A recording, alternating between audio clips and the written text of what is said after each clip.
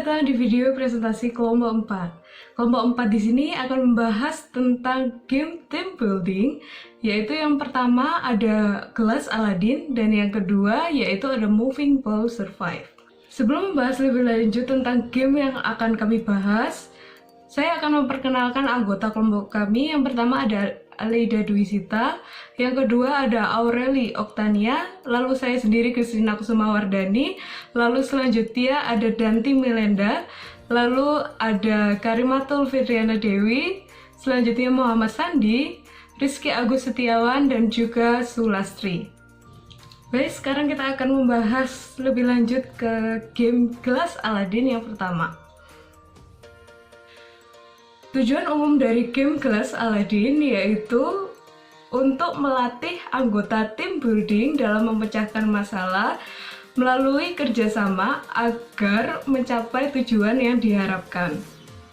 Nah, kemudian apa sih tujuan khususnya? Yang pertama yaitu ada melatih komunikasi antar anggota tim, yang kedua ada melatih kerjasama antar anggota tim, lalu yang ketiga juga melatih kekompakan antar anggota tim, lalu yang keempat adalah melatih kecerdasan setiap anggota tim untuk menyelesaikan dengan menggunakan strategi jitu. Lalu yang kelima yaitu ada menumbuhkan sikap solidaritas antar anggota tim. Baik, yang selanjutnya yaitu waktu permainan dan refleksi. Untuk waktu permainan dan refleksi pada game Glass Aladdin ini memiliki durasi total selama 45 menit dan jumlah peserta dalam permainan ini yaitu 24 orang yang selanjutnya dibagi menjadi 3 tim. Untuk properti dan jumlah yang dibutuhkan dalam permainan ini meliputi 1. Peluit untuk memulai permainan berjumlah 1 buah. Yang kedua yaitu ikat kepala sebagai penanda kelompok yang terdiri dari 3 warna yaitu biru, orange, dan merah. Yang ketiga yaitu slayer berjumlah 3 buah. Yang keempat kelereng berjumlah 3 buah. Yang kelima yaitu gelas berjumlah 3 buah. Yang keenam yaitu tali rafia 1 gulung, dan yang ketujuh ada hadiah yang dibungkus dengan kertas kado berjumlah 1 buah.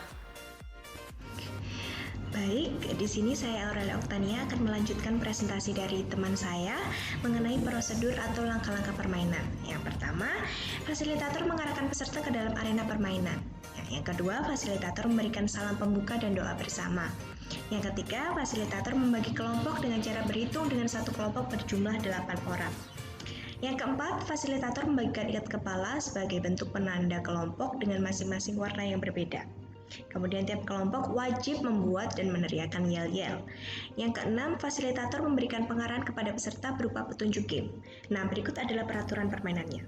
Yang pertama, semua peserta wajib memasang ikat kepala yang diberikan sesuai dengan warna yang telah ditentukan.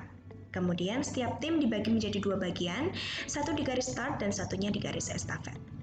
Yang ketiga, setiap peserta tidak boleh memegang kelereng dan gelas. Yang keempat, pemain tidak boleh melewati garis yang telah ditentukan oleh panitia.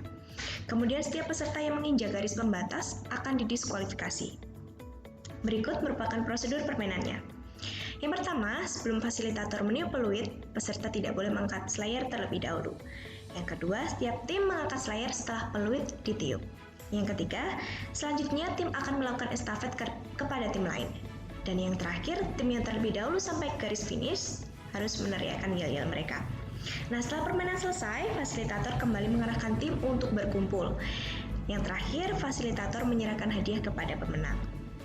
Nah, itu tadi merupakan prosedur atau langkah-langkah permainan. Selanjutnya kita akan membahas tentang refleksi teori dari permainan Glass Aladdin. Nah, refleksi teori dari permainan Glass Aladdin ini didukung oleh sebuah teori yang dijelaskan oleh Thomson, dikutip dalam Zulkarnain tahun 2013, halaman 149, yakni tim ada untuk mencapai tujuan bersama. Anggota tim saling bergantung mengenai beberapa tujuan bersama.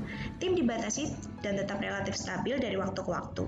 Anggota tim memiliki wewenang untuk mengelola pekerjaan mereka sendiri, dan tim beroperasi dalam konteks sistem organisasi. Dari permainan Glass Aladdin ini, kita bisa mengambil pelajaran bahwa diperlukan kerjasama yang kompak di dalam sebuah tim agar bisa mencapai tujuan, serta perlu ada strategi agar bisa mencapai kemenangan dan diperlukan kontribusi dari semua anggota. Nah, berikut merupakan hasil refleksi. Hasil refleksi terdiri dari dua, yakni pertanyaan dan jawabannya. Yang pertama, pertanyaan refleksi permainan. Pertanyaan pertama adalah, setelah melakukan permainan, lelah atau tidak? Yang kedua, bagaimana perasaan tim pemenang atau tim orange? Yang ketiga, apa trik dari tim agar bisa menang? Dan yang terakhir, mengapa tim yang lain bisa kalah? Nah, berikut merupakan jawabannya. Yang pertama, ada tim yang merasa lelah dan ada tim yang merasa tidak lelah. Lalu yang kedua, bagaimana perasaan tim pemenang? Perasaan tim pemenang tentu senang. Dan yang ketiga, apa trik dari tim agar bisa menang? Nah, strateginya ialah menarik slayer secara bersamaan, namun ketika ada bagian slayer yang kendor, maka gelas akan jatuh. Selain itu, ada aba-aba ketika hendak melangkah, jadi pergerakan tim terlihat kompak. Dan yang terakhir, mengapa tim yang lain bisa kalah? Karena ada beberapa anggota yang kurang fokus ke dalam permainan.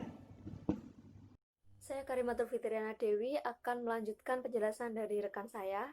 Di sini kita akan membahas mengenai kelebihan dan kelemahan dari game Aladdin ini. Ada 5 kelebihan yang telah dianalisis oleh kelompok. Kelebihan yang pertama yakni permainan ini menggambarkan salah satu jenis tim, yakni tim pemecahan masalah. Seperti namanya, jelas tim pemecahan masalah ini merupakan tim yang fungsinya untuk memecahkan masalah yang terjadi di dalam kelompok. Kemudian kelebihan yang kedua yakni membangun tim kerja yang dinamis dan tim kerja yang memiliki kinerja yang tinggi. Kemudian kelebihan yang ketiga yakni membentuk tim yang berkinerja unggul dengan memiliki beberapa sifat seperti responsif, inovatif, dan komunikatif. Kemudian yang keempat yakni membina kinerja tim dengan baik, dan kelebihan yang kelima adalah membangun kebersamaan dan kebanggaan tim serta mampu menerima keragaman anggota. Kemudian kelemahannya yakni sering terjadi free rider, yakni anggota tim yang tidak memberikan kontribusi secara nyata.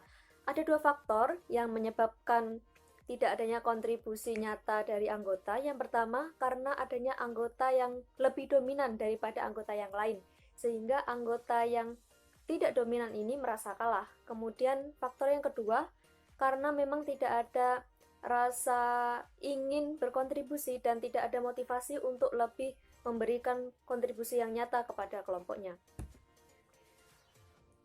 Kemudian kita lanjut ke dokumentasi dari game ini. Bisa dilihat dokumentasi ini berdasarkan prosedur-prosedur game mulai dari tahap awal hingga tahap penutup.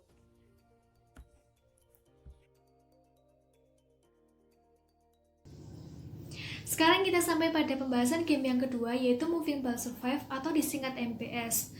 Materi yang dibahas dalam game MPS ini yang pertama adalah tujuan permainan.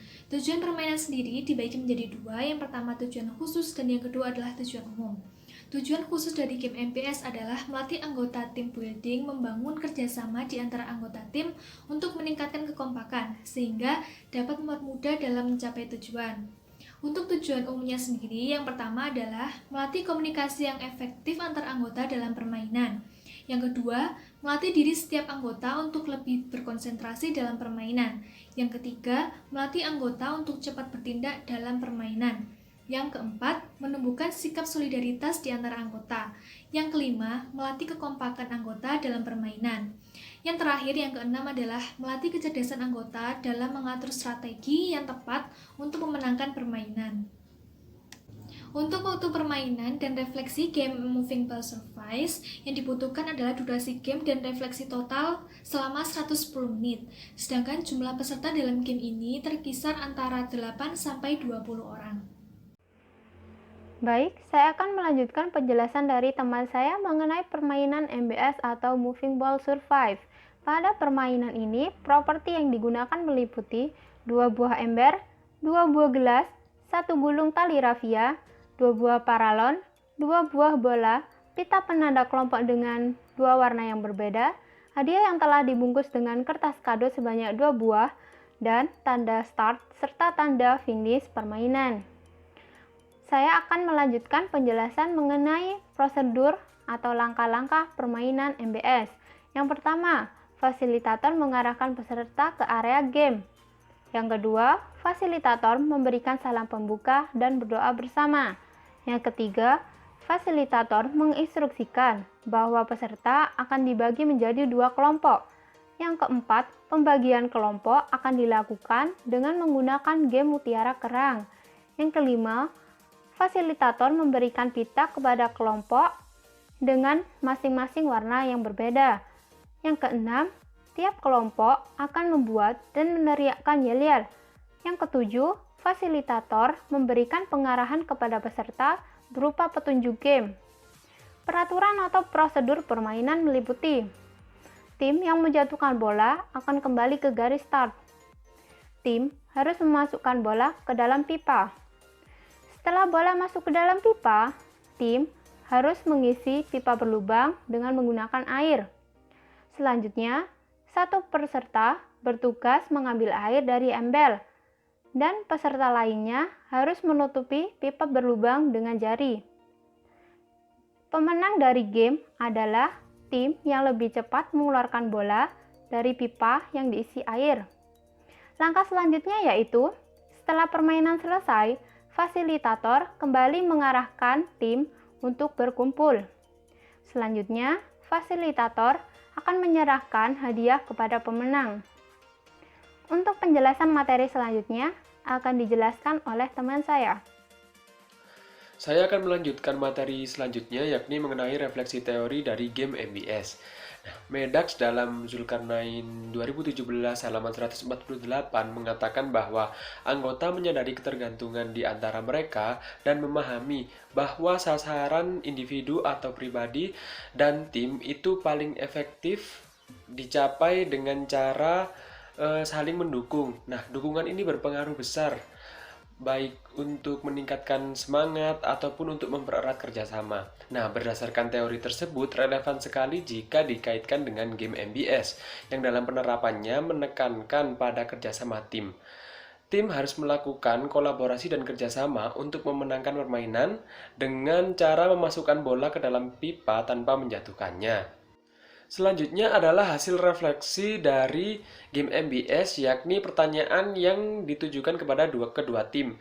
Bagaimanakah perasaan kedua tim saat memainkan game MBS ini? Tentunya kedua tim merasa senang, gembira, dan ingin memainkannya lagi.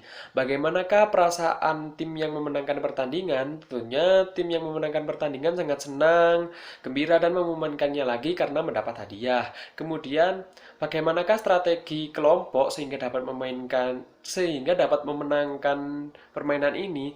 Nah, kelompok pemenang bekerja sama dengan baik dan membagi tugas tiap-tiap anggotanya. Kemudian, bagaimanakah perasaan tim yang kalah? Tentunya tim yang kalah merasa sedih, tidak terima, kecewa karena tidak mendapatkan hadiah. Kemudian, mengapa tim bisa kalah?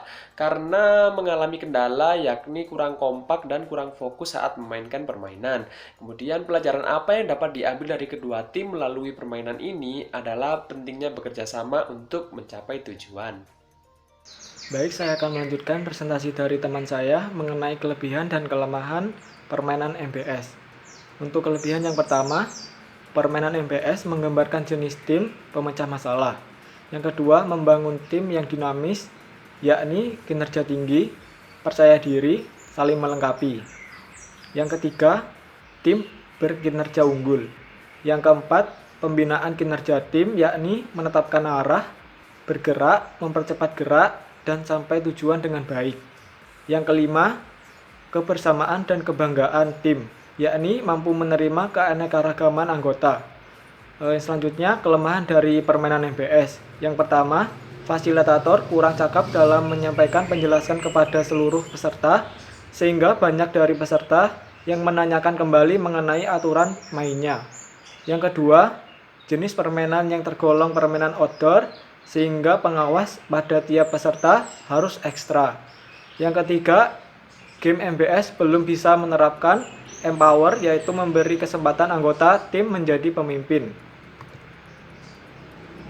Berikut dokumentasi dari permainan MBS, mulai dari mempersiapkan alat dan bahan, salam membuka, penjelasan aturan permainan, pembagian kelompok, meneriakkan yel-yel, game dimulai, menyerahkan hadiah, hingga refleksi peserta.